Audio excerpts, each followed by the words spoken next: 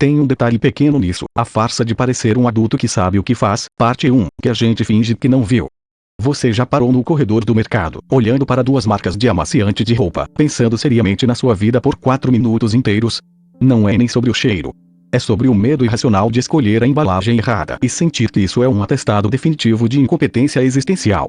A gente chega numa idade em que o espelho reflete uma pessoa com barba feita, ou com cabelo arrumado, ou usando um óculos de grau que custou caro, mas por dentro a sensação é de que a qualquer momento alguém vai bater no nosso ombro e dizer: olha, pegamos você, a brincadeira acabou, devolve esse carrinho de compras e sai de mansinho. É um troço curioso, porque a infância inteira a gente achava que os adultos sabiam de tudo. A gente olhava para os nossos pais resolvendo um problema no banco, assinando um documento ou consertando uma torneira, pingando com uma calma olímpica, e pensava: quando eu tiver essa altura e essa voz grave, o manual do universo vai ser entregue na minha caixa de correio. Só que o manual nunca chega. O que chega é uma correspondência da prefeitura, uma conta de luz que subiu sem aviso prévio e a constatação vaga de que todo mundo ao redor está apenas improvisando com muita convicção. Sabe aquela cena clássica no filme O Show de Truman, quando o protagonista começa a perceber que as paredes do estúdio são falsas, que o céu é pintado e que todo mundo à sua volta está seguindo um roteiro ensaiado? É exatamente assim que a vida adulta se parece por dentro, mas ao contrário. Não é que o mundo seja falso, é que a gente tem a impressão constante de que nós somos os únicos atores amadores no palco onde todo o resto do elenco recebeu treinamento de 3 anos da Royal Academy of Dramatic Art. Você entra numa reunião de condomínio, olha para o vizinho discutindo a taxa da fachada com uma seriedade de quem está redigindo a nova Constituição, e pensa: caramba, ele domina a arte de existir. Enquanto isso, você só consegue pensar se esqueceu o forno ligado e se a sua calça está com uma mancha de café que você tentou disfarçar com saliva e o canto da manga da camisa. A gente passa os dias colecionando pequenos rituais de fachada. Acordar, lavar o rosto, colocar uma roupa que passe a mensagem de eu tenho controle da situação, responder mensagem de WhatsApp com 3 pontos finais para parecer firme, fingir que entende de juros compostos ou de qual é o melhor tipo de lâmpada para a cozinha. Tem dias que a maior vitória da semana é conseguir marcar uma consulta médica sem travar o maxilar de ansiedade ao telefone. E aí, logo depois dessa proeza digna de medalha olímpica, você volta para casa, senta no chão da sala com a sacola de pão na mão e se pergunta em que momento exato a sua vida virou essa simulação de gente grande. A filosofia tem um nome bonito para essa nossa mania de representar o que a gente acha que os outros esperam. Jean-Paul Sartre chamava isso de má fé. Não no sentido moral de ser uma pessoa ruim ou desonesta com os outros, mas de ser desonesto consigo mesmo. É quando a gente veste um personagem com tanta força que começa a acreditar que a máscara é o rosto. O garçom que interpreta o garçom perfeito o dia todo. O professor que desempenha o papel do sábio inabalável até quando está com dor de dente. E você, tentando sustentar a pose de quem tem um plano de carreira, um plano de saúde e um plano emocional, quando na verdade o seu único plano sólido para a sexta-feira é deitar no sofá e encarar o teto até o sono chegar.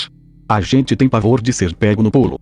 A nossa maior vulnerabilidade contemporânea não é a pobreza, não é a solidão pura e simples, é o ridículo de ser descoberto. É a vergonha secreta de que descubram que a nossa gaveta de meias é um caos absoluto, que a nossa gaveta de boletos guardados é um cemitério de adiamentos, e que a nossa cabeça funciona muito mais como um grupo de WhatsApp em horário de pico do que como um escritório de advocacia bem-sucedido. O pensador Michel de Montaigne, lá no século XVI, escrevendo seus ensaios na torre do castelo dele, já reparava nessa comédia humana. Ele dizia que, por mais alto que a gente suba no trono ou na carreira, a gente ainda está sentado sobre o nosso próprio rabo. Ou seja, não importa o quanto você tente parecer polido, resolvido, moderno e funcional, no fim do dia você é só um primata estressado, tentando não perder o prazo do vencimento do imposto e tentando entender por que o joelho começou a estalar de repente. A gente gasta uma energia absurda tentando fechar as brechas. Passa pano na sala antes da visita chegar, mesmo que a visita seja a sua mãe, que já viu você derrubar suco no carpete quando tinha 7 anos.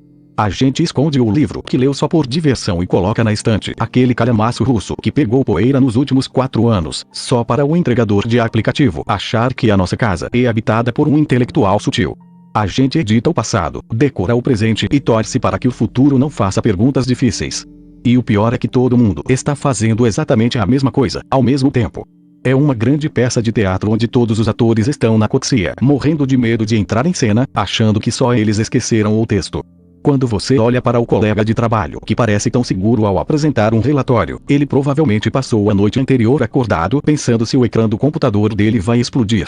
Quando você vê aquela pessoa no Instagram que parece ter a vida estética perfeita, a geladeira dela provavelmente tem um pote de requeijão com mofo escondido atrás do leite fermentado.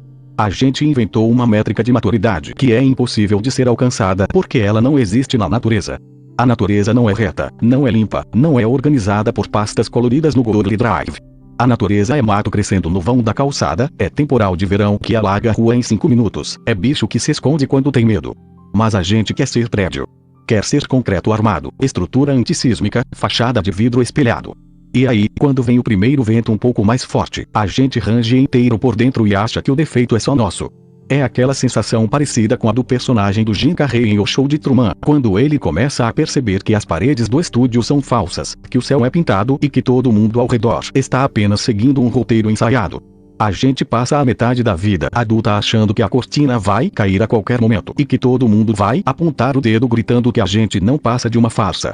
A diferença é que, na nossa vida real, não tem câmera escondida. As câmeras somos nós mesmos, apontadas para nossa própria testa, avaliando o próprio desempenho com rigor de um juiz de tribunal de exceção. A gente gasta uma energia desproporcional tentando manter a fachada intacta.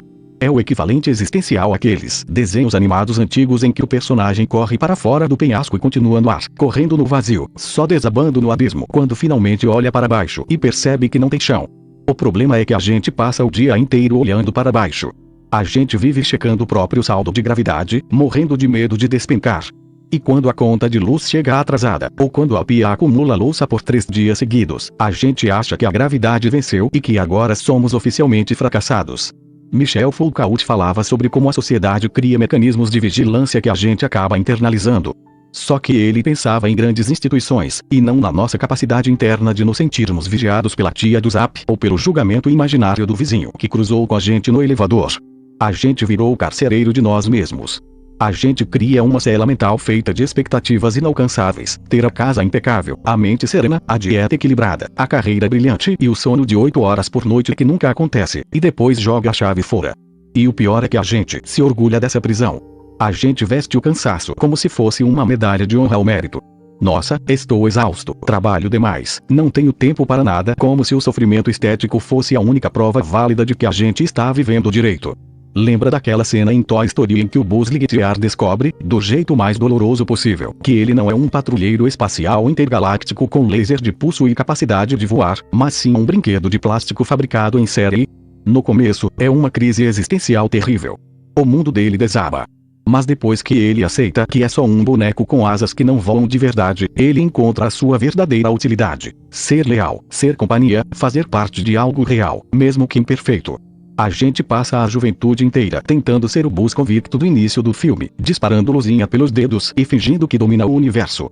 A maturidade de verdade, se é que existe alguma, talvez seja apenas o momento em que a gente aceita que é só um brinquedo de plástico, que as nossas asas não voam de verdade, e que tudo bem.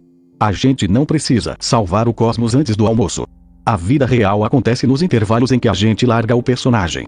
É quando você está sentado no sofá de pijama, comendo um pão com manteiga fria de pé na cozinha à meia-noite, olhando pro nada e pensando que a sua maior conquista do dia foi não ter respondido torto para ninguém no mercado. Não tem tapete vermelho para isso. Não tem salva de palmas. Mas é exatamente aí que a vida mora. Na descompressão. No momento em que a armadura de adulto competente cai no chão com um baque abafado e você percebe que o mundo não acabou por causa disso. As paredes continuam no lugar. A louça ainda está na pia, esperando amanhã. E você continua aqui, respirando desse jeito torto, inventando desculpas esfarrapadas para a própria bagunça, exatamente como todo mundo ao seu redor. A gente não sabe o que está fazendo, e a grande piada cósmica é que ninguém sabe. Uns apenas escondem melhor atrás de uma boa postura e de um tom de voz firme. Então, se hoje a sua farsa balançou um pouco, relaxa. Não caiu o teto, não tocou a sirene. Só caiu a ficha de que você é humano, e isso, convenhamos, já é um ótimo começo. Vai lá viver. Antes que perguntem, sou humano. E se rolou, deixa o like.